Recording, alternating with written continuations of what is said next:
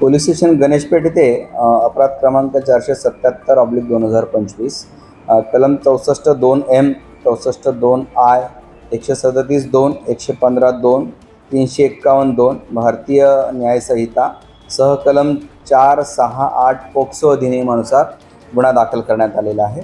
यातील ज्या फिर्यादी आहे त्या पारडीला त्यांच्या आजीकडे राहण्यास होत्या आणि यातील जो आरोपी आहे नितेश सुभाष शाहू वय 24 वर्षे राहणार वार्ड क्रमांक 4 कोराडी रोड दहेगाव जिल्हा तहसील सावनेर जिल्हा नागपूर। या आरोपीसोबत सदर जी पीडिता आहे त्यांचं इंस्टाग्रामवरून ओळखी झाली आणि नंतर मैत्रीत रूपांतर प्रेमात झालं। आरोपीने जेव्हा या पीडितेसोबत मैत्री केली 2023ची घटना आहे ती, तेव्हा पीडिता ही अल्पवयीन होती आणि तिला लग्नाचं आमिष दाखवून वेळोवेळी तिचं शारीरिक शोषण त्यांनी केलं।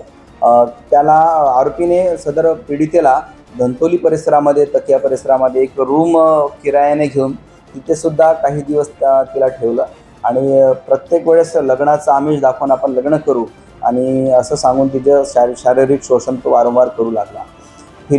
जी पीडित मुलगी आहे तिने वारंवार लग्नासाठी विनंती केली, परंतु प्रत्येक वेळेस आरोपी काही ना काही कारण सांगून टाळाटाळ करत होता।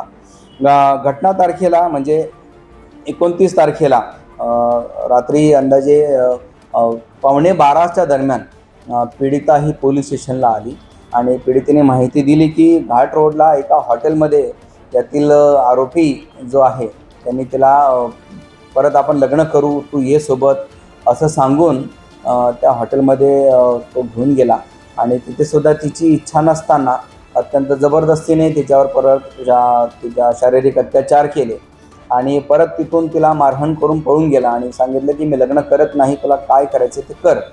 त्यामुळे ती पीडिता अत्यंत विमनस्क अवस्थेमध्ये पोलीस स्टेशन गणेशपेठ येथे आलेली होती। तात्काळ तिच्या तक्रारीची दखल घेऊन आम्ही गुन्हा दाखल केला आणि आरोपीची माहिती घेऊन आणि त्याचं लोकेशन घेऊन 4 ते 5 तासामध्ये आम्ही लगेच त्या आरोपीला ताब्यात घेतलं आणि आरोपीला अटक करण्यात आली। आरोपीचा PCR घेण्यात आलेला आहे। PCR दिनांक 3/10/2025 पर्यंत PCR होता। याबाबत सखोल तपास API गाडगे हे करत आहे आणि अजून काय पुरावे त्यात मिळतात आणि आरोपींनी कितीदा आणि कुठे कुठे अत्याचार केलेले आहे याबाबत सखोल तपास करून आरोपी विरुद्ध माननीय न्यायालयात दोषारोपपत्र सादर करीत आहोत। माझी विनंती आहे सगळ्या नागरिकांना, आत्ताच नागपूर पोलीस आयुक्त साहेब आहेत जे डॉक्टर रवींद्र सिंगल सर यांनी ऑपरेशन शक्ती हे सुरू केलेलं आहे। ती ज्या पीडित महिला आहे किंवा अल्पवयीन ज्या मुली आहेत त्यांना असं जे समाजातील विकृत मनोवृत्तीचे जे युवक आहे किंवा व्यक्ती आहेत लग्नाचं आमिष दाखवून त्यांचं शारीरिक शोषण करतात आणि परत लग्नास नकार देऊन त्यांचं आयुष्य खराब करण्याचा प्रयत्न करतात। अशा या आरोपापासून वाचवण्यासाठीच नागपूर पोलिसांनी ऑपरेशन शक्ती सुरू केलेलं आहे।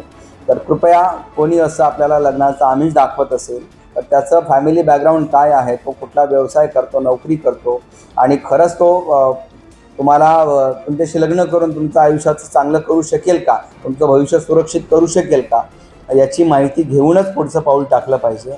अन्यथा अशा प्रकारापासून लांब राहिलं पाहिजे। कारण मॅक्सिमम पोलीस स्टेशनला ज्या तक्रारी येतात त्या तक्रारीमध्ये ज्या पीडिता असतात त्यांना लग्नाचं आमिष दाखवून त्यांचं शारीरिक शोषण केलं जातं आणि मग आरोपी सरसकट लग्नास नकार देऊन आपला हात झटकून टाकतात।